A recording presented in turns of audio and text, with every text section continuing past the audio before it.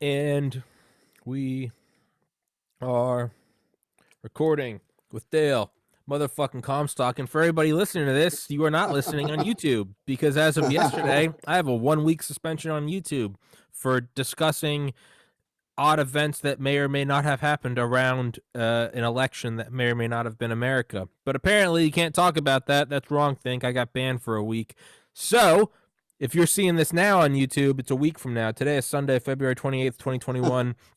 10:22 a.m. Eastern time. But if you're subscribed on Rumble, BitChute, or Spotify, you're getting the goods as always. So, Dale Comstock back for episode volume 8 of American Badass. And word on the street is Dale might be starting his own podcast. So, get your panties out of a bundle.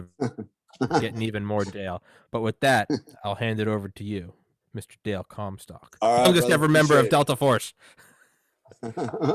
Yeah. So before we go into the stories, right, to the book American Badass, tonight, if any of you out there have the book American Badass, we're going to talk about the chapter that covers Malik Marin and then the Deer Hunter. But before we go into that, I want to say a couple things. First of all, if you're just now tuning into this podcast in this series where we're covering the book, my book American Badass, and you want to know a little bit more about me, go back to volume 1, and I talk a little bit about my background. That way, you know who I am. Second part. So this is kind of funny, right? Because I just have to put this out there because I talk a lot. I talk very fast, and I have a lot of energy, but I never always had a lot of energy, right? I was kind of an introvert until around 30, 32, and I kind of popped out of my shell, probably because I was more confident in myself, and so I haven't held back since then, right? So I like to talk, as you know, Tommy, and the other thing I like is covering details, man. To me, details, the devil's in the details always, right? So I don't like to just give a big, broad concept, big, broad story. I like to get into the weeds on stuff. So hence, when we go into my story, actually, it's kind of contradictory because the book stories actually kind of go into detail. Here, what I'm going to do is give you just tell you my story by mouth, right? Rather than reading it to everybody. But before I go there, a couple of things happened to me the last couple of nights that I thought are important. One, for everybody that's listening out there, I'm calling you from Bali, Indonesia. I have a home here. I have an office here. I have a business here. I have a home in Palm City Beach, Florida, so I can move back and forth. Tonight, again, I'm calling you from Bali. And I tend to work late at nights. Why? Because the time change, right? I'm 13 plus hours ahead of Eastern Standard Time. So when it's my nighttime, it's your morning time over there. And so for me to do any stateside business, I have to usually work later at night and early in the morning, right? So I'm usually in my office till at least midnight, 1 o'clock, 2 o'clock, sometimes 3 o'clock in the morning before I go home. I'm back up at 7 a.m. to continue on. So the last couple of nights while I was sitting here looking at my computer, man, I started getting messages like on Facebook Messenger, which, by the way, I've been banned for 30 days on Facebook, but at least they let me have Messenger, right? But they won't let me post or like anything or anything else, right? And I just got to say this, man. The reason they banned me literally was because I said, quote, I thought only Americans were that dumb, unquote. And it was labeled hate speech. I'm like, wait, I'm an American. So really, matter, doesn't matter. I know, right? So anyway, so I got banned for 30 days, but I do get messages across Facebook Messenger, and I also get emails. But I got in the last couple of nights, I had 2 guys contact me. One guy was hurting, a veteran, wanted to talk about, he's got some things going through his mind right now. Obviously he was feeling a little suicidal.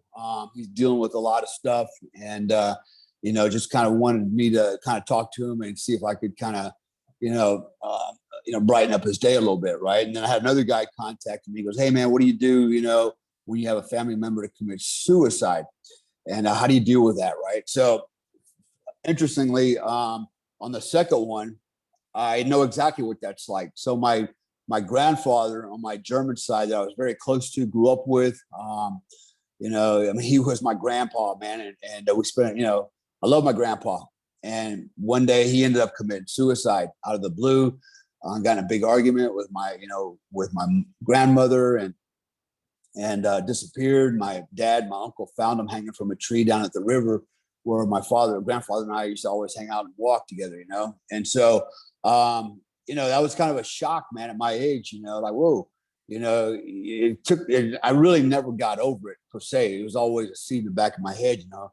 And interestingly enough, as I got older and I got joined the military, I ended up going through the unit. We were constantly being evaluated by psychologists, right?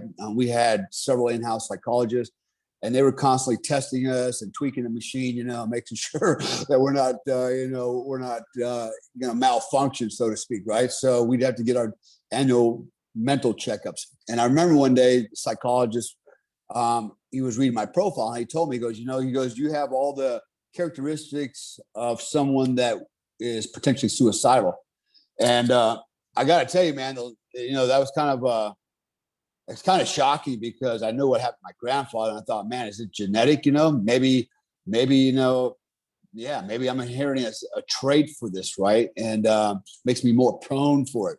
And so on one hand, it scared me, but on the other hand, I would argue that that psychologist probably saved my life all these years, because I've always thought about that. I was like, man, I'm not going that way out. You know, I've done a lot of dudes, but I'm a coward when it comes to killing myself. I just can't do it, you know, nor do I want to do it, man. I got too much to live for, right? And so I got reasons to live. I have purpose, you know, and my purpose is really, it's my children, man. And not only do I want to raise them up to be the best people they can be, but I don't want to take myself out and then have them go, what a dickhead, man, you know, the old man shot himself. What happened there, right? And so, you know, because when you kill yourself, man, you're actually killing a part of everybody that's around you that loves you, man. You know, like my grandfather, man, he killed a part of me, man. You know, our love together, man. It's like, wow. And I've still haven't gotten over that. And what's interesting is when I look at his pictures, I look just like him now at his age. Wow, I grew up to look like my grandfather. Not my father, but my grandfather, you know. And I got pictures of me and him standing there, and he's holding my hand when I'm little, you know. And I talked about it early on in the book, you know, my experience with the patriarchs, right, which was my father, my grandfather, and my German uncle. So I had this other guy, you know, he was having a moment, you know, and all I could tell these people, man, and anybody out there who's ever thought about it or was thinking about it, you know, or down the road it comes across your mind that you want to commit suicide, you know, it ain't worth it, man, because once you do it, it's over. It's over forever. You can't do a redo, man. Yeah. And life gets better. It always gets better. I don't care how bad it gets. Eventually it gets better. Okay. You know, it might not be the best, but it gets better. Right. And so the other part of that is life is what you make it. Right. So, you know, we self-actualize, we create our realities, and it's a matter of, it's a state of mind, literally a state of mind. So, you know, you can create a better place for yourself in the world, regardless of how bad it is for you. Right. And so again, I say that because, you know, in 2 nights now, I've had 2 calls already, and I've had these before. I had one last week. I don't know why people come to me, you know, with these things, with these issues, but that's fine. You know, if I can help them and, you know, and keep them around, that's great. That's my purpose, you know, one of my purposes anyways. And anybody out there listening, man, it's just not worth it, dude. You're not just killing yourself, you're killing a piece of everybody that loves you. And you know what, if you're doing it to get revenge, you know, at the end of the day, you're the ultimate loser. You know, you're the ultimate loser, right? So the best thing you can do is rise above the occasion, be the best that you can be, right? Be the best version of yourself, and know that life does get better. And you know, we've all, look, dude, man, as yeah, everybody thinks I'm Superman, but I'm not even, I'm a big sissy, man. You know what? I'm a big pussy at the end of the day, man. There's, you know, I can't dunce myself. I don't care how upset I get, I just can't do it, man. I can shoot other people all day long, but I can't do myself, right? And so, but we all have, you know, we all have a breaking point. I get it, and you know, I've had my moments, you know, and I was telling my wife the other night, I said, you know what? I said, I don't have a problem with drugs. I don't have a problem with alcohol. I said, I really don't have a problem with money. Even when I don't have money, it's not big deal, right? And it's, I said, my problem is women, man. they're like my Achilles heel, right? And for some reason, man, yeah, man, they're the ones that always seem to tear my world down, man, or take everything from me, but here I am, man. I'm still alive, right? They ain't killed me yet. Can't kill me. Right? Yeah, but that's I wanted to say, yeah, it does get better, and it does. I mean, today is February 28th. April 15th will be the 7-year anniversary of my older brother's suicide. I was 23, he was 27. I'm 30 now. Now he's technically my younger brother, and that's a head fuck. But Wow. I was suicidal several times, man. That's why I moved home to my parents' house in 2016. And like, dude, it sucks for a long time. Like not like it'll get better in a couple months. I mean, 5-6 years of like, what the fuck am I doing with my life? Nothing's worth it. What am I doing?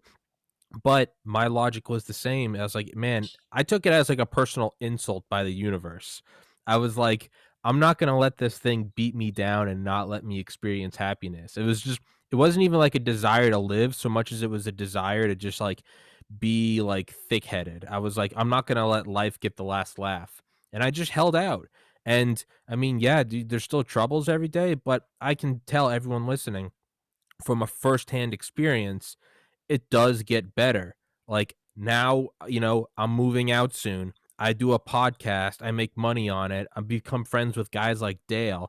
I regularly email the 10th man to walk on the moon. He's my buddy now. I chit chat with a guy that walked on the fucking moon. Like life does get better. It took about 3/4 of a decade, but my God, it did come out on the other end, and it is worth it. And if you had told me this any day for the last 6 years, I would have said you're fucking retarded. It doesn't get better. But now here I am on year 7, and it does. I mean, it's cheesy, but I mean, the sun does eventually come up. It does. If you just hold out, it does. And now I shoot the shit with Dale, and we talk shit about Facebook censoring us, and how we need to bomb China. Like, you won't get to do that if you kill yourself. I stayed alive, and now I'm buddies with Dale. Let me tell you something too, man. At my age, I'm getting ready. Man, I cannot believe I'm pushing 58 here shortly, man. Ah, shut up. And you're gonna live to 200. Well, I am. But the fact that I'm at 58 is like really disconcerting, because yesterday I was at 22, and I'm like, where did the time go, right? And so as you get older, time seems to speed up. It does. And you want to slow it down, and you can't, man. It's like every day, if you're really truly living your life, and it's and you're living the adventure, time flies. Like you always say, time flies when you're having fun. It's so true, right? Yeah. And I'm like, well, I could make myself miserable and maybe slow the train down, but for what, right? So I might as well go fast and furious and have fun while I'm doing it. So I can tell you, at my age, man, I'm so happy that I'm still here. I'm still that, one, I didn't get killed anywhere along the way. 2, I didn't kill myself. That'd be even more tragic, but there's so much more to life to experience. And if you're younger than me, you have no idea, man, what's possible and the reality that you can create. So, there's guys out there that, I get it, man. They have their issues for a lot of different reasons. Sometimes it's women. I've been through that, man. I never thought that a woman could, control my happiness, but it happened. And when they walked away and took my happiness, I was a freaking train wreck. But I've learned a lesson, right? Never put your happiness in the hands of somebody else. Make yourself happy, and just be happy with other people. And if they're not around, you're still happy because you make yourself happy, right? So I've learned that important life lesson, man. Always make yourself happy. Do not ever depend on someone else to make you happy. I always hear that shit. You don't make me happy anymore. It's not my damn job to make you happy. Your job is to be happy. Make yourself happy and be happy with me. If you can't be happy with me, move on out. And that's the thing about women, man. They're like buses. They come along every couple of minutes, right? Now, my kids, the kids are different, right? The kids are the constant. They never come and go, man. And that's my center of my universe. And I mentioned the word purpose before. They are my purpose.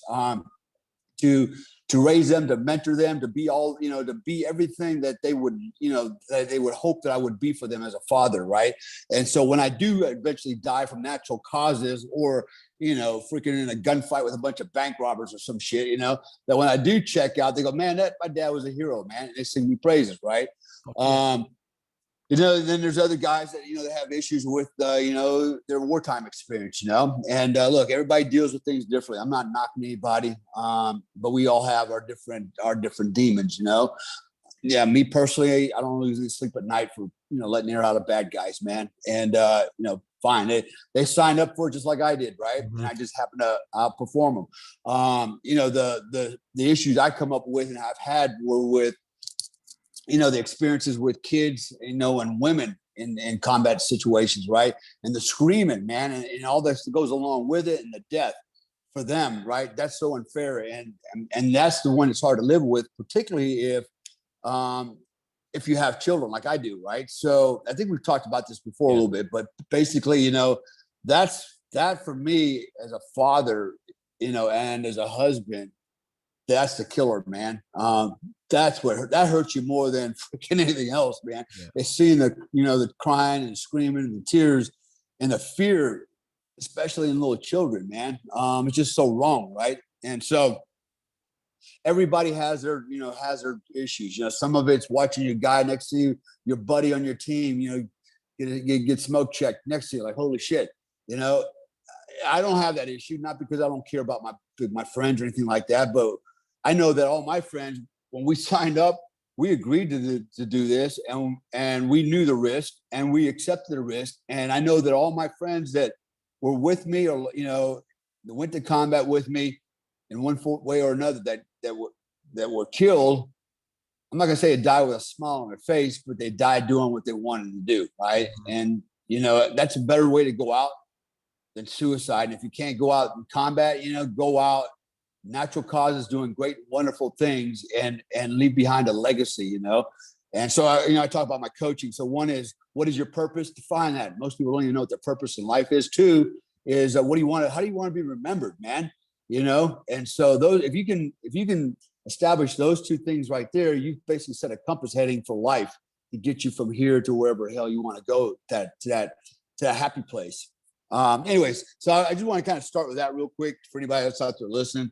And, feel free to contact me. I don't care. Facebook, anyway, I'm easy to find, right? Just message me. And if you need to chat about something, I'd rather talk to you than have you, do something stupid, and, it's just not worth it, man. I know everybody says that it's not worth it, man. It's not worth it, man. But, it really ain't worth it, and we need, if you need somebody talk some sense to you, it's really I'm here not for you. Yeah, it's really not worth it, man. Again, as someone that lost a brother to suicide, it's like life can be shitty. Life can be shitty for several years. Life can be shitty for 5, 6, 7 years.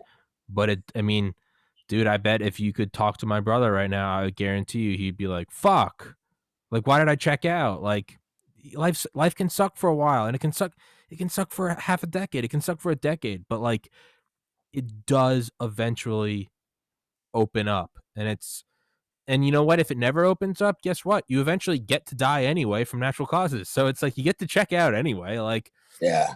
So just I'll put Dale's Instagram in the description and stick it in the comment.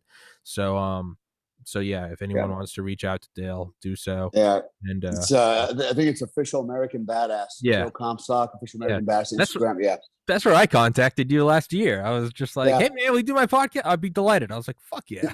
you know who made it my account was my daughter, my teenage daughter. She came up with the whole thing. Dad, you need an Instagram account, Official American Badass, and somebody actually. Yeah, actually, I had a Hollywood movie producer contact me not so long ago. He goes, dude, he said you should have 1 million followers on Instagram. I go, yeah, I just don't pay attention to social media, and I really haven't been really trying to promote myself per se. And he goes, you know what you need to do? He goes, you need to find a little teenage kid that'll do your Instagram account for you. They'll make you freaking famous, Exactly. I said, yeah, you're probably right. They figure this shit out more than me. Dude, there's some kid contacted me the other day. He's got some channel on YouTube where he just puts out memes. He's got 250,000 subscribers, and he messaged me and he goes, how do you not have more subscribers? He was like, you talk to Delta Force guys, you talk to astronauts, and I was like, I don't fucking know. I was like, apparently I need to stop having genuine conversations with intelligent people, and instead I just need to start making memes, because he has 250,000. And I was like, Jesus Christ. But the other part of it is time, man. It takes time to build that following too, right? It's not overnight. So, I just haven't paid attention to it over all these years, and now I'm kind of getting. It's like, okay, I'm way behind the 8 ball, but I'm gonna catch up, man. There's guys out there. I'm gonna overrun them, man. Down the road, Goggins and all these other dudes that are out there, man. Yeah, you will. You're gonna, you're gonna overrun Goggins and Jocko. I'm gonna overrun Rogan, and there you go, at the top of the pile, and they won't be able to ban us because we'll buy our own radio tower and our own internet connection. They won't be able to ban us. We'll have fucking we'll buy Elon Musk satellite internet. They won't be able to ban us. You fucking coming at you live. It'll just be nothing but politically incorrect shit. Dale teaching you how to shoot down range. I'll be screaming obscenities. Fuck yeah, that's the goal. But until then, we're not there. So what?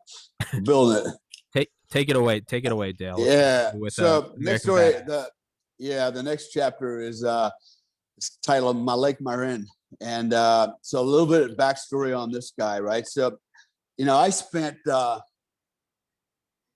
9.5 years traveling back and forth to Afghanistan, and not 9.5 years straight, but in 9.5 years, I spent several years in Afghanistan. So much so that I remember one day landing in Kabul, and we had the bulletproof bus pick us up from the airfield and drive us to the embassy, and it had these big windows on and stuff. And I remember we pull up to a road intersection downtown Kabul, and I see a dude standing in the corner, and he's waving, right, like frantically waving at me. And I take a closer look and go, "What the hell? That's so and so, right? He's the janitor, right, custodian at one of the bases I was at. That cleaned all the shit and everything, and he's downtown Kabul and recognizes me in the front of this freaking bus. And I'm like, oh my God, now you've been there, you've been coming too many times, right? When people on the street start recognizing you. Then I had another guy we rolled up. He goes, "Hey, I remember you. You arrested me the last time." Jesus, man. Anyways, so this time I was up in. I was gonna say most people, you have that problem with like bars. You go to a bar and the bartender Dale's the only person that goes to Kabul. And they're all like, "Dale!" And it's like, Dale's a regular. They're like, "Hey, you killed my uncle." Hey, I was out in the field one time. No shit, man. Out in the field in Afghanistan. And they had all this, you guys had all this stuff laying out there and shit to read, right, to kill the boredom. I look over and there's a magazine, a Soldier of Fortune magazine, with yours truly in the magazine, 3 full pages, right? Advertisement. Like, holy shit, right? And I wasn't there in true name. And I'm trying to hide all this stuff and get rid of it, because people are reading it out in the field. Anyways, I'm not hard to recognize, even with the Fu Manchu, I guess. But so what I want to talk about here real quick is one of my times in Afghanistan, up along the Afghan-Pakistani border, basically the northeast province of Afghanistan, called the Kunar River. Because it's pronounced Kunar. Some people call it Kunar, whatever you want to call it. But it's a valley, and high mountains, and really picturesque, man. I remember the first time I went up there. I think it was 2003, and we went up into the Chagall, which is a valley. And I got to tell you, man, we did a foot patrol up into the Chagall. We want to try to link up with one of the villages, the elders there, and just basically do what we do, man. And that is go there, win hearts and minds, try to collect some information. You help us, we help protect you, type thing. We give you stuff, you need Band-Aids, you need medical stuff, we got all that for you, right? So that was kind of the intent, but the objective is win hearts and minds, win favor from these people that will now give you information, intelligence, and things you will need to help, prosecute the war. So I remember going up to Chagall, man, and I believe this was my first time out with this group up in this area, right? And we were in a small, I won't name the name of the camp, right? But it was a very small camp, maybe about 150 meters by 150 meters square, maybe 200 meters long, 150, 200 meters long, something like that. It was not very big. It was actually an old Russian compound when the Russians were there, okay? A little fortress. And so as the story goes, if you can imagine this, the compound, it was completely walled in. Everything was inside the wall. We had guard towers on the corners and stuff, barbed wire everywhere. We had, Mine literally had a minefield all the way around the compound as well, barbed wire, machine guns. And eventually we had to pull the mines out, right? Because the Geneva Convention said you can't use mines. So we had to pull the Claymore mines out, stupid stuff, right? And, but, I remember when they were out there always digging and stuff, they were finding bones, right? Skeletal remains. And as the story goes, as it was told to me, this was a former Spetsnaz special forces camp, had about 300 of their Russian SS guys there. And they were holding down. It was Fort Apache, man. And all around us was, there was actually one particular warlord. His name was, man, I'm having a brain fart. Okay, well, anyways, there was one big warlord, right? There's a lot of warlords in Afghanistan, but this guy controlled this whole territory. And and it was all high ground. They own the high ground. And I don't know why they put this camp down the valley, but they put it in the valley, right? So anyways, one day the Russian commander decided, we're going to go out and we're going to call all the elders, anyone of importance, all the military age males, we call them mams, bring them all out, and we're going to have a conversation about, can we just all get along type thing, right? And actually it was a setup is what it was. So they brought all these people out, village elders, doctors, the police, anyone of prominence, and killed them all, shot them down, mowed them all down, right? And bad move. So what happened then was this camp came under siege by, his name's going to come to me here in a minute, man. I mean, it's on the tip of my tongue.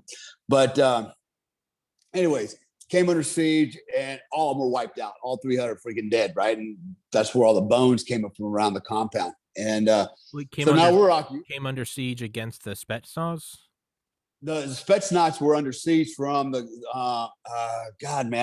the warlord. And but it's because the Spetsnaz killed all the military age males. Yeah, they killed everybody from that village, right? Which was right outside the gates, right? Okay. And so basically, I don't know what he thought he was going to solve by doing that, but the commander did it, and it all backfired. They all got killed for it. So now we're living in this place, right? So with time we're refortifying it, building it up.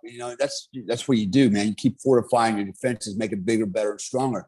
And we were running operations out of there. So we ran a lot of operations out of there, and I'll be talking about more later on in the book. But on this particular one, there was a guy. So if you can just imagine, the Konar River runs north-south. It divides the Pakistani border and the Afghan border. And it's very high terrain, very high terrain. In fact, going back to the Chagall Valley, as I mentioned a minute ago, it was so picturesque. I mean, when I went there, it was January, February, March. And oh my God, man, just green rolling mountains, man. Like, it was like Lords of the Rings type stuff, man. Just beautiful scenery and flowers and meadows and poppy fields and running streams and little villages. It was really cool. It was very surreal, actually. And so we had this guy, though, he was an Afghani police chief, is what he was. Okay, this guy, Malik Maharan, and he was a police chief. However, we also know that in Afghanistan there was the formal government, and then there was a shadow government. Right, the shadow kind of government ran everything in the shadows, right? And so this guy was the chief of police for the ANP, the Afghan National Police, in that province, and he had a lot of troops under him, right? But we also know that he's working both sides, right? He's on the part of the shadow government too, subverting, the formal government, et cetera, et cetera. That's what goes on there, right? A lot of games, man. Just, this is how it works. So this guy was pretty clever. He came up on our radar as, the guy we need to get, because we knew who he was and what he was doing. But what he had done, he was on the east side of the river. And on the east side of the river, there's a valley running further east, west-east. And he was up inside this valley in the low ground. He had a home up there, right? And by the way, these homes are not like, like a typical American home. These are compounds. They're mud-walled compounds. They're little fortresses, little castles. That's how they live there. Actually, that's how they live here in Indonesia. Everybody's got a wall around their house. Even my villa, man, it's all completely walled in with about an 8-9 foot wall on it, right? So anyways, so what this guy was doing, and there was only one bridge across the river, probably within 20 kilometers north and 20 kilometers south. And fortunately for us, the bridge was about 6 kilometers south of our camp. And so all we had to do was drive 6 kilometers south, bang a left turn, go over the bridge, and then we're on the other side of the river, and then go up the river, maybe 3 or 4 kilometers, bang another right, and we're inside the valley where he stays. Well, what he had done was he placed police checkpoints on the bridge, right? You couldn't just come across the bridge without getting stopped, a lot of questions. And it was just a delay tactic, right? So if anytime Americans would come across the bridge, they would stop us. Hey, where you going? What's going on? How many guys you got? And while that's going on, the guys on the phone calling Malik going, hey, Americans coming across the river. And what he would do is bug out. He would take off knowing that he might be, the target that night. And so it's impossible to catch this guy because of that, right? And so we wanted him pretty badly. And I remember thinking, okay, how are we going to get this guy? And I figured it out one day. We tried several times, dry hole. He kept getting away. I said, I got it. We're gonna get this guy. So here's what I planned. What I was going to do is take about 20 vehicles, right? Basically a pickup trucks, the Toyota Hilux pickup trucks, right? Gun trucks, and a shit ton of my fighters with me. And what we were going to do is in the middle of the night, we're going to drive down to this bridge, okay? And then it was like, I don't know. Actually, back, it was daytime still. We're going to drive down to the bridge, daylight hours. Go, hey guys, how's it going? We're going to go south, and we're going to just drive up the valley down there a little bit. We're going to set up some vehicle checkpoints, VCPs, right? And like, oh, okay. And that's exactly what we did, right? We went across the bridge. We didn't go north. We went south like we said we would. We went down about 4 or 5 kilometers. We stopped, and I set my force in a big perimeter. We had about 20-something gun trucks, 23 gun trucks, something like that. And some of a big perimeter. And then we had a couple of vehicles positioned on the road, guys on the road. Any vehicle would come through, we stop the vehicle, get out of the car. We need to search your car. Okay, okay, you can go on, right? And we just did that shenanigans all day long, calling VCPs.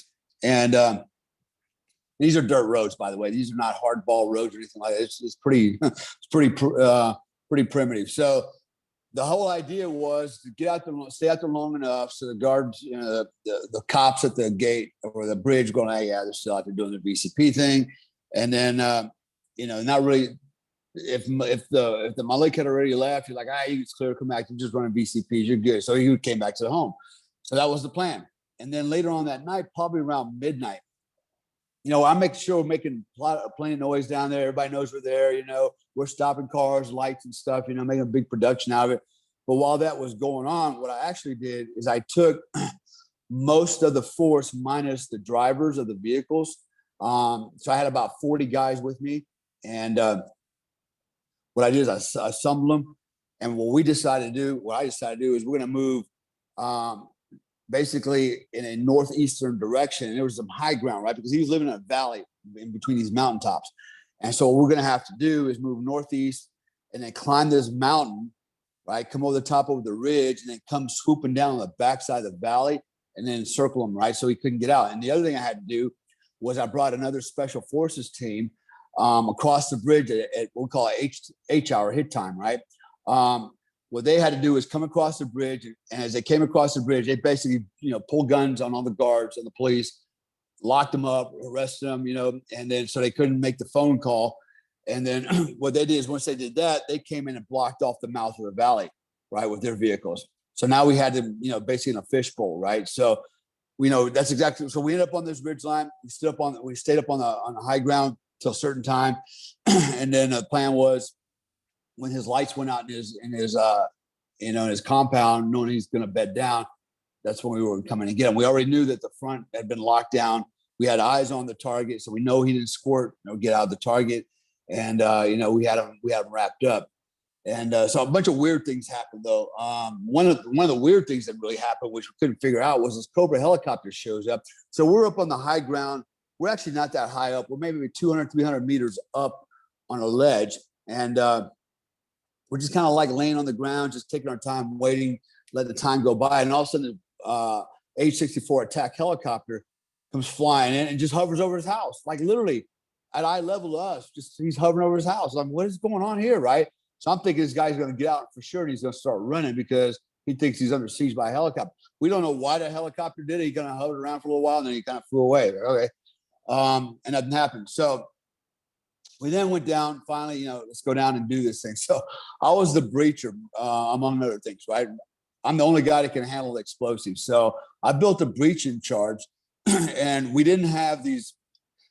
They're called red devils. Sometimes they call them blue devils. Sometimes they call it green devils. But basically, what they are, they're plastic connectors that actually attach firing systems to the dead core of basically the dead core of an explosive charge, right? So you keep the firing system and the explosive separate until you're ready to use them. And then you basically marry them up with this particular system, right? Well, we had run out of these daggone, red devils.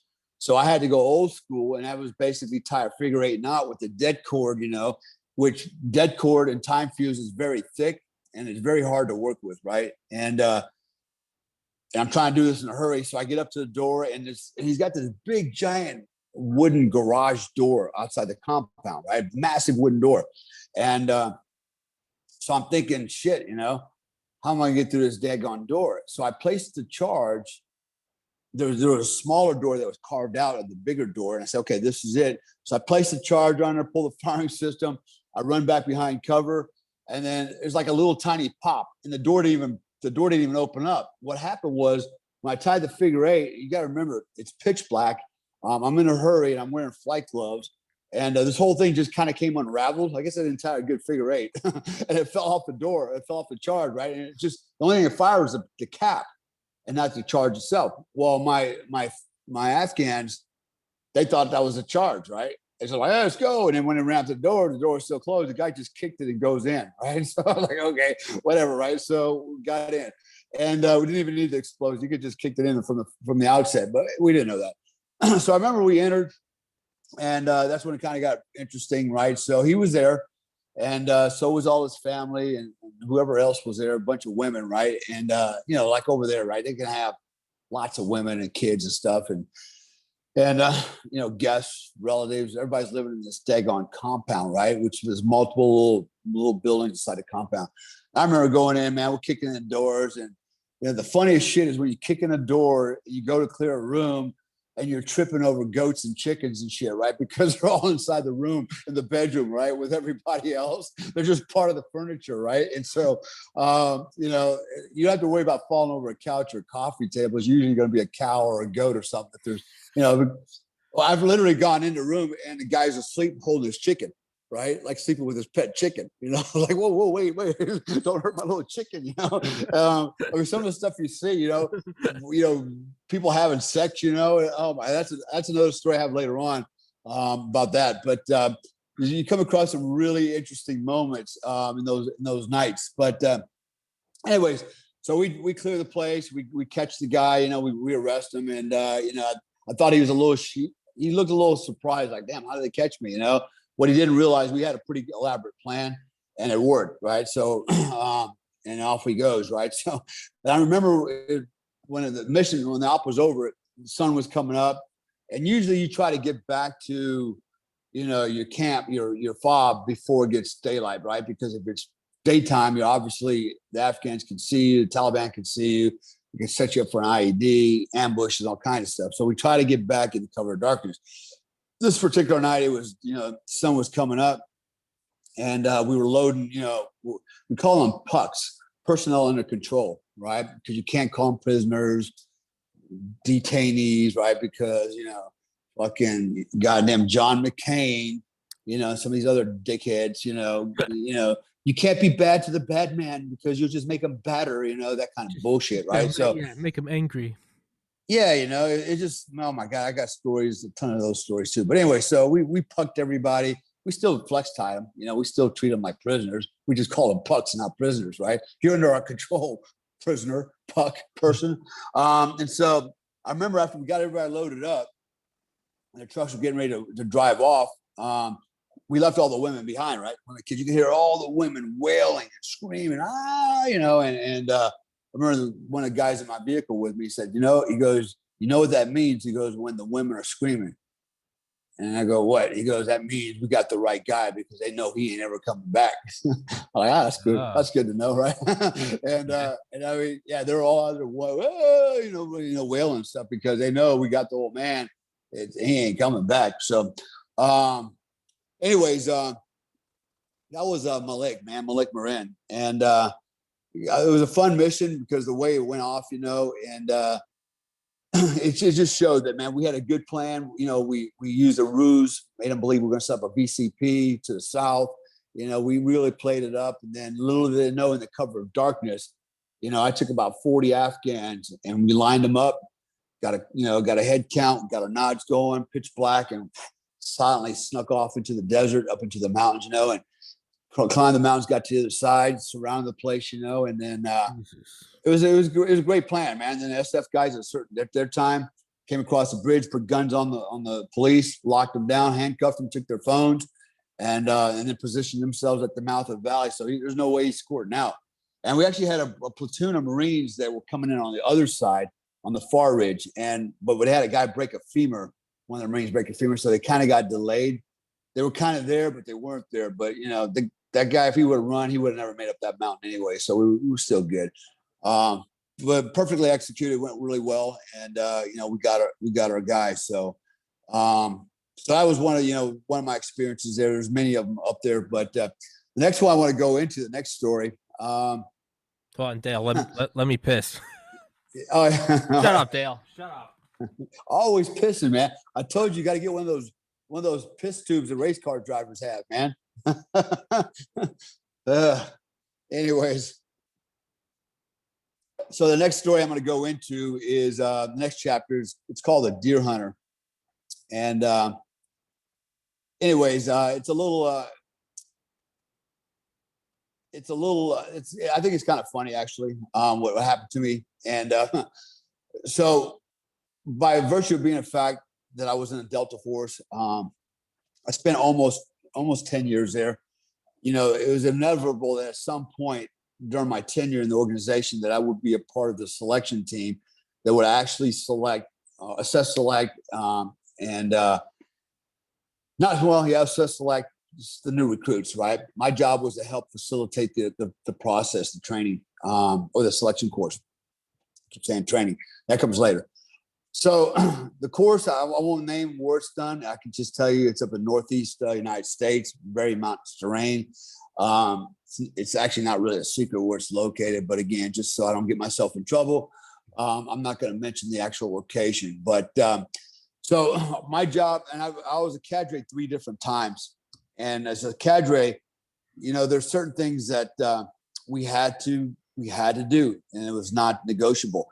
So the Delta Force selection course, let me just start by saying that I've mentioned it a couple of times before, and I'll say it again for all the new viewers, is very unique in that if you go to look at the Navy SEALs, the Bud School, right, or some of these other courses, Special Forces, everybody goes through as a group. You see them on the movie, they're running down a beach with a log or a boat, rolling the sand, and it's a group. It's really a group effort, right? It's just, can you keep up with the group? And guys fall out, they go ring the bell, and they're done. Delta Force selection is the most unique selection course in the world. Why? Because every man is selected based on his individual merit.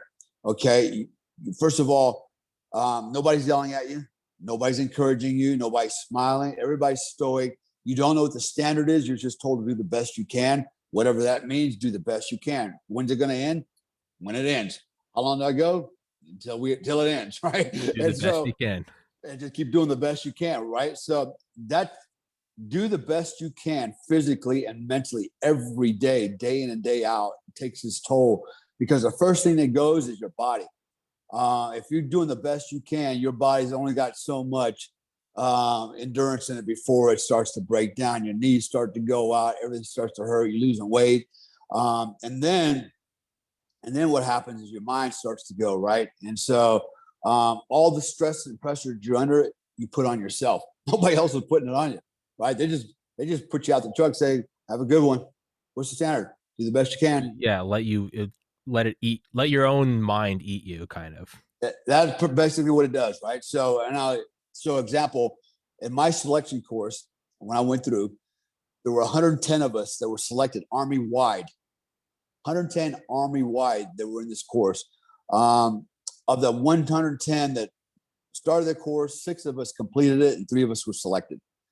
I was the youngest guy ever to make it to the unit at the age of 23. So that gives you an idea. You can't apply for selection, right? They No. so they Yeah, basically what happens is the recruiter comes around, they give a recruiting briefing, and then if you think you're qualified, you like to try, you turn your paperwork in. Actually, what they normally do is they already canvass the military, all the records. They go, okay, all these guys are qualified. They send a letter to every unit, go, listen, we're going to be at your camp or your base, and at this time, and it's a requirement, you have to send us all these guys on this list because they are qualified to come to our briefing. They don't have to sign up, but they have to come to it, right? So they come to it. So I already kind of been pre-screened, right, just to come to the briefing. And then if they like it, they go, yeah, I want to try out. Then they go through the next phase, which is another background investigation that doesn't include the assessment selection process, right? So it's a staged process. It's very lengthy. Takes a long time to get through it. And very few people actually get through it on the other end. Very few, very small numbers. Happens a couple times a year, and that is it. So that's what makes it so different and unique. And people ask the question, well, what kind of man, does Delta Force select? And the easy answer is the best man. And actually, I've heard it couched the right man. Okay, it's the right guy because here I am, 23 years old, the youngest guy ever, 10 years younger than the average guy that goes there, with 4 years of military experience out of the 82nd. And here I am. Yeah. So, I was fortunate, I worked very hard to get there. I earned it. I know that, I trained like a crazy man, but anyways, so what I wanted to go with is, so I ended up going, so after I got to Delta, in a squadron over the years, eventually, we would have to support, the training, selection and training detachment, right, where they would run these courses, and their job was to go to this other country, this other state, and run this course, right, which was a lengthy period of time, and they needed a troop out of a squadron to come and support it. So my troop was tasked with a couple of times, so I had the opportunity to go up there and now be on the other side of the fence. We're not the student, but now I'm actually the cadre, and I'm the guy with the straight face all the time. Not yelling at you, not winking at you, not smiling, straight face, asking where you are, where you going, have a good one, and it was a lot of fun. It actually was a lot of fun times that I did it. But one time, this is where it gets kind of interesting. So in the morning, we would pick up our students at the formation. They got their assignments, right? And they were told what vehicle to get on. They got on the vehicles. And I think we had, on average, I had 10 guys in my vehicle. Every pickup truck had 10 guys, and they were covered, so they didn't know where they were at, where they were going. And everything was a secret, right? And so we had to drive them out to their drop-off points, right? We call them RVs, rendezvous points, okay? And from at the RV, they got their grid coordinates, they got all their information, where they had to go from that point on, which is all cross-country, mountainous terrain. You can't use trails or roads, okay? All that's forbidden. You got to literally go overland with your rucksack and your gear with you. And you don't know how far you're going. You just know how far the first leg is because we already told you that, but you don't know what the time standard is. And you don't know how many of these legs you have all day and night, right? It's can go on like forever. And so when you're wondering how fast do I go? Yeah. It conserve energy versus you don't want to go too slow. Do the best you can, right? And so, and for most guys, it's like, well, I better go as fast as I can because I don't know what the minimum standard is, right? I don't know if I can afford to walk. Maybe, yeah.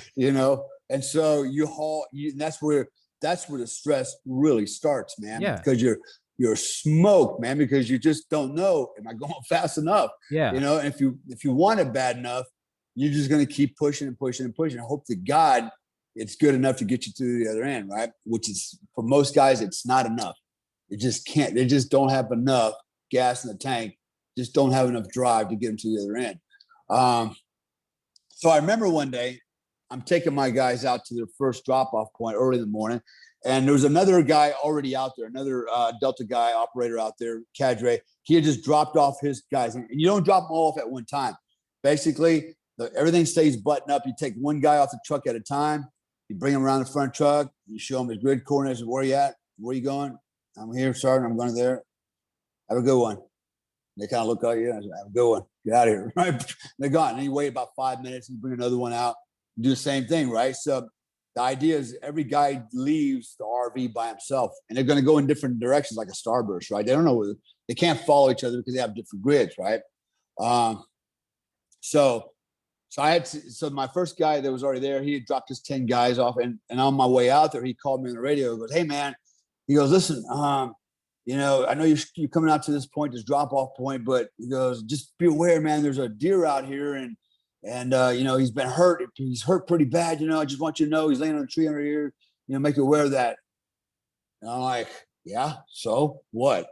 You know, why are you telling me that? You know, and I'm thinking, well, why don't you deal with it? You know, why you like what? You know, right? And so this particular guy was not. He was questionable, very questionable. In fact, he didn't last very long, right? We don't even know how the hell he made it there, but he lasted for a short period of time. And that was one of those days I'm questioning him, going, well, take care of it. You know, if it's a wounded deer and he's going to die, freaking shoot it, put it out of his misery. Right. Well, we didn't have guns. And so I show up, and bless me. Before he pulls away, he goes, hey man, he goes, all my guys are gone. He goes, hey, that deer's laying on a tree over there, you know? And I'm like, okay, right? And he leaves, right? And so I'm not even wasting my time with the deer right now. I got a job to do. So I get all my guys. It takes about an hour to get all the guys going, right? So they're off to the races. And then I go over to look at this deer, and I see it, and I was like, yeah, sure enough, man, he's missing his back legs. Apparently he got run over by a car or something the night before, but his back legs were gone, right? Damn. But he's alive. It's, you know, it's okay. You know, it's, you know, ears are up, you know, he just can't run. He's only got 2 front legs.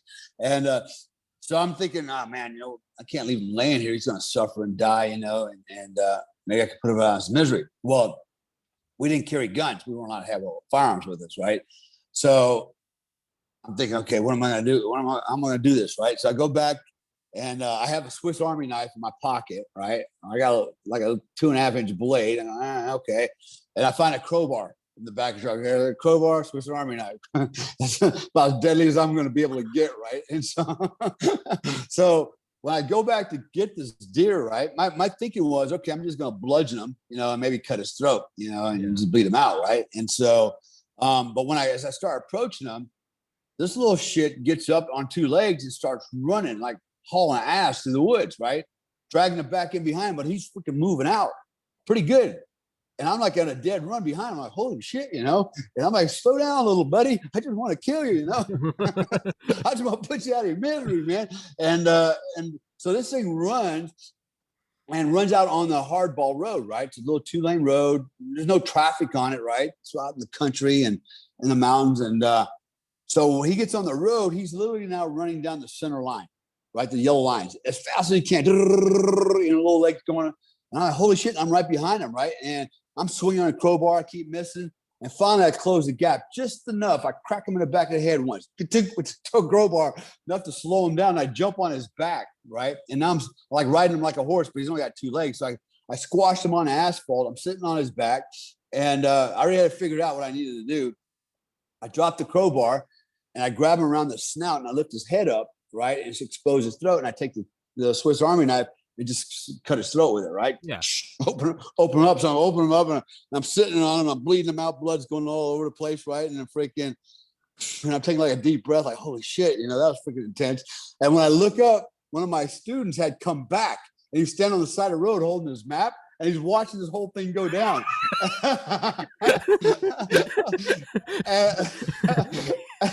And I look at him and I go, what the fuck are you looking at? Get out of here, right? Hey, you got somewhere to go?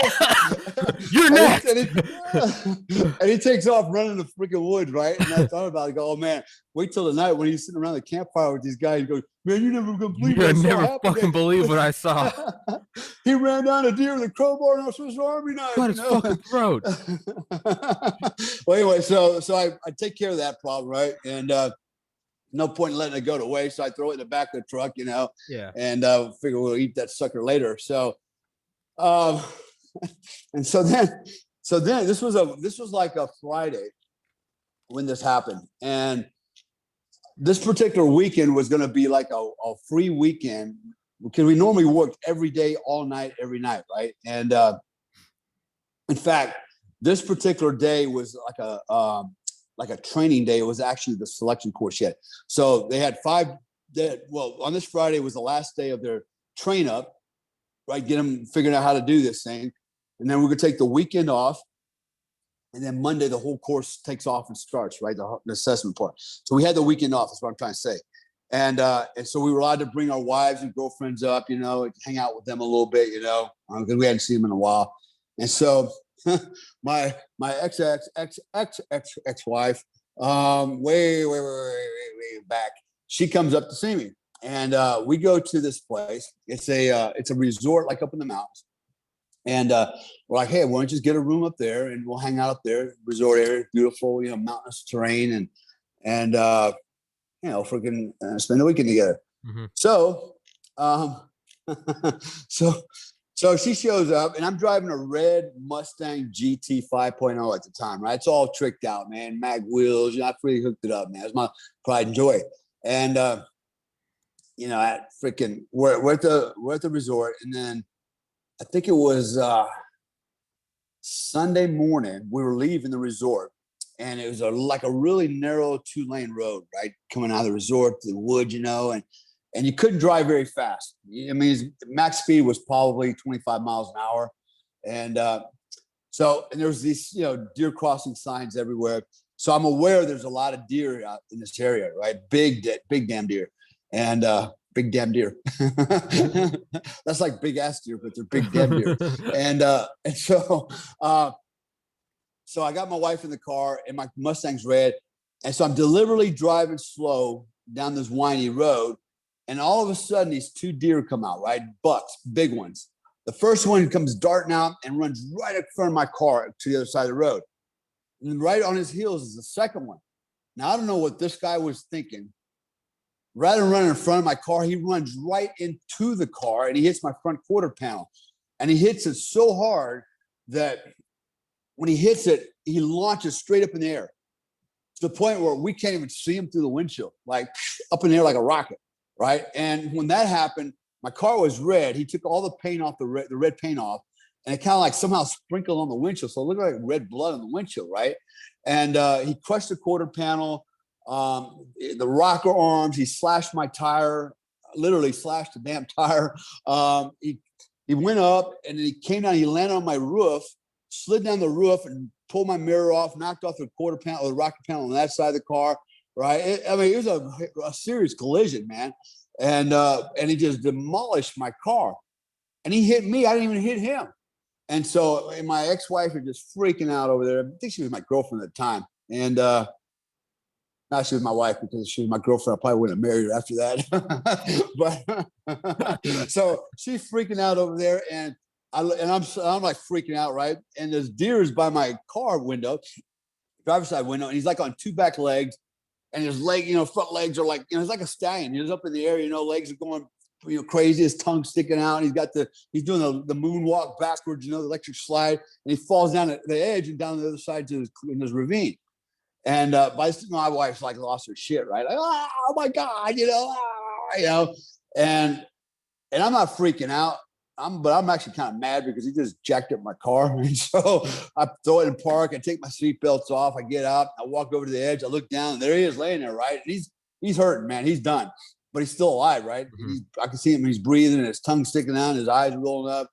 And fuck yeah, I got to put him out of his misery. So I go back. My wife gets out of the car. Ex-wife gets out of the car, and I go to the hatch, lift the hatch up, and I'm digging through my toolbox, and I'm looking for. I know I had a a box cutter back there. That's what I was looking for, right? And because again, I didn't have anything else. Yeah. I don't even know if I had my Swiss Army knife with me, right? So I knew I had a box cutter back there with me. So I'm digging. I find the box cutter, and as I'm digging, my ex-wife's like, "What are you doing? What are you looking for?" I go, "I'm looking for a knife." And she goes, "For what?" I go, "So I can cut his throat, right?" Because I'm thinking, could put him out of his misery, cut his throat. Yeah. And she was like, "For what? He didn't mean to hit your car." And I said, "What?" I said, maybe I need to cut your damn throat, right? Because what the hell are you talking about? She didn't get it, right? I'm gonna kill this thing. Yeah, it's suffering. And she's like, "What? He didn't mean to hit your car." Like, Jesus, right? Are you kidding me? It's not. So Yeah, by the time it's not revenge. It's not like fuck this deer. It hit my car. I'm gonna cut its throat. It's oh my injured. God. Yeah. So I go over there, and by the time I get to him, he's already dead, right? And then all these freaking country boys show up, and they're like, "What's going on? You okay?" Like, deer killed, And I'm like, "Hey, can we have it?" And it was a big deer, man. He had rolls of fat on him, man. It was a big freaking deer, man. And they had to be smash my car up like that. So I was like, "I don't care, do what you want with this thing. I'm out of here. I'm just pissed, man." And so now, when I hear people tell me stories about their deer hunting experience, I took down a 10-pointer, a 25-pointer this year, with a bow and arrow and a friggin' 30-06. I'm like, you ain't shit. I killed 2 deer in 2 days. One with a car. I maneuvered my car in front of a deer so he run into it and kill himself. and I ran the other one out with a crowbar and a Swiss Army knife and cut his throat. Match that story, right? Like, what? So those are my deer. It's like the comedian Ron White. He's like, my brother's out hunting deer, and he's like, I'm out in the bushes with my rifle. My bullet's going 1,800 feet a second. And Ron's like, my car's going 60 miles an hour with a horn on it, and I can still take him out. It's kind of the same thing, right? Well, anyways, that was my little experience there, with the deer. And I'm not a hunter per se. Not, I don't go out hunting animals. Not that it's nice. I just don't do it. I don't have time for it. But the 2 kills, man, 2 days, 2 deer, man, freaking without even a damn gun or a freaking bow and arrow, man. The first deer story is that must have freaked out that guy. That guy probably still tells that story. Like, man, those Delta Force guys are fucking crazy. Oh yeah, and I wasn't nice about it because he caught me by surprise. He was literally standing on the edge of the road about 25 yards away, right? And he's holding his map, so he got lost in what happened. Because he shouldn't have been there. He should have been going the other way. So obviously he had double back, got confused. He's looking at his map and compass. He looks left and he sees me freaking taking out a deer with a crowbar and a Swiss Army knife. And I think he's just stunned.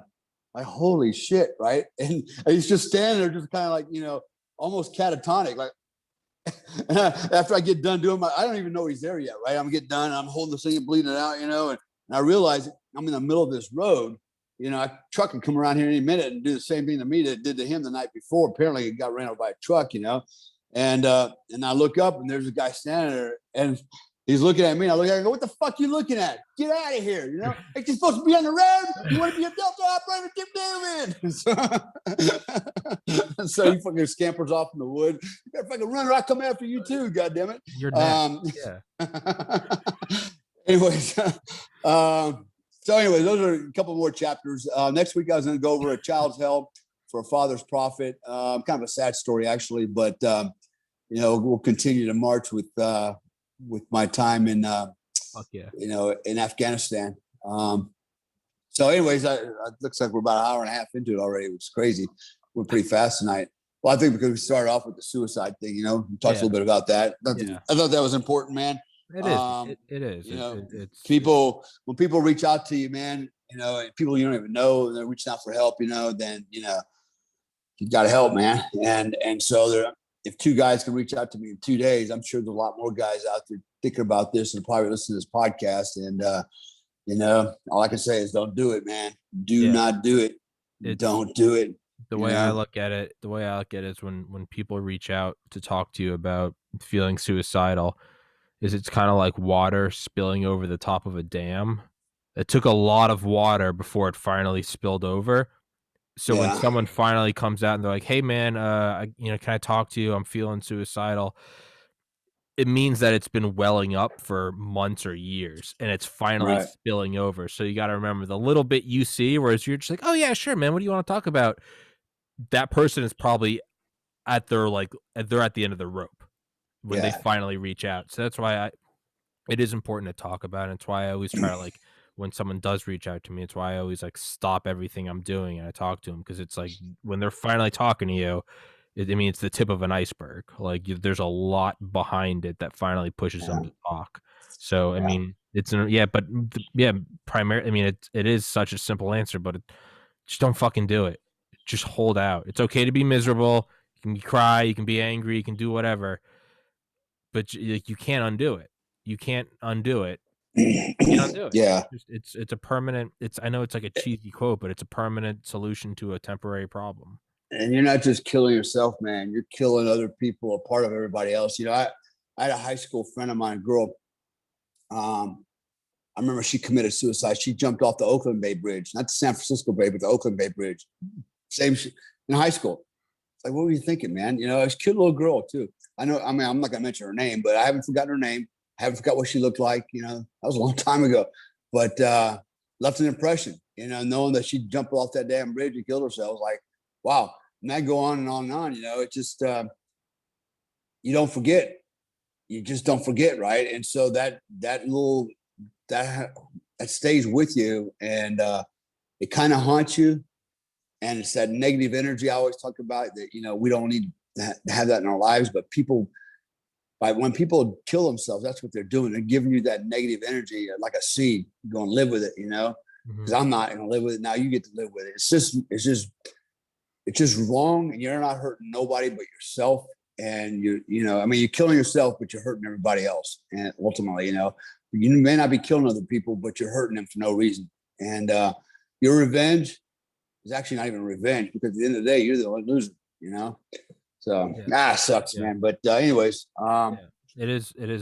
That's one thing, you know, therapists or suicide hotline people that's what they're coached on, is they're like, never tell someone that's suicidal, like, hey, you're just going to hurt everyone around you, because that doesn't make them feel any better. And it's true. But at the same time, I can tell you, as someone that, you know, lost a brother, like I have nothing but love for him. The reality is you hurt everyone around you. And Absolutely, man. And like, I'm not trying to guilt trip anyone, but man, like you hurt an unbelievable amount. You hurt everyone around you. And who knows? I mean, maybe I don't know. I can't, obviously I've never pulled the trigger, so I don't know. But I mean, you destroy everyone around you. And I don't think they ever fully recover. I think you just kind of learn to cope with it. It's brutal. It's just hang in. Another tactic I would use when I was most depressed is just choose a date out in the future and be like, if things don't get better by then, I'll kill myself by then. And then you get to that date and you're like, well, it's a little better, and then it's whatever. And then you just keep kicking that can down the road, and you can do that for years. And then all of a sudden it does get better. You gotta play games with yourself. Just be like, I'll do it then. And chances are you'll keep bitching out. And then one day things get better and you're still here. Yeah, man, just stick with it. Again, message Dale. You can comment here. You can email me. And, shit, if you die, you can't keep watching these American Badass episodes. At the very least, you can get more stories, like killing deers with crowbar. I want to hang around here and see how the world's going to burn down, man. Yeah, man. The way things are going on. That's what I'm here for. It's not like I'm here because I'm like, what day are the nukes going to fly? You know, I'm like, how are they going to go? Is it, you know? Oh, I don't want to miss that. I want to see how that works out. That's the man, ultimate. You know? It's the ultimate 4th of July fireworks. Do we nuke China first, or does China take us out? It's, hey man, get your popcorn. You don't want to miss that. It's gonna be the best movie ever. Not only that, man. You know what? I'll tell people out there. You know, man. First of all, if you're in a relationship with someone and you're having these issues, you know, you got to ask yourself, is there something wrong with this relationship? And what am I not getting from this person that I need to, you know, to be happy? But if you're not in a relationship, or maybe what tends to happen a lot of times is people wreck the relationships because of these issues they have, you know. So they don't even have a relationship anymore. So they somehow fouled it up, you know. And I'll always tell you, man, there's always somebody out there, man. There's someone out there for everyone. I goddamn guarantee it, man. There's always someone out there for everyone, and someone you can truly be happy with and comfortable with, be in love with, and you're never gonna get to know that if you're freaking, If you're gone. you punch your ticket. Yeah, so hang around, man. There's good stuff out there for everybody. There's good stuff for all of us, man. There's happiness for all of us out there. Sometimes you got to put up with the bullshit to get there, but that's what's called life. Fuck Yeah. Deal with it. Fuck yeah. So, All right, Dale. All right, man. I appreciate it as always. I'll put Dale's Instagram in the description, top comment, and his book. And tune in next week. Sure. All right, brother. All right, I'll see you, man. Take care, guys. Bye-bye. Everybody.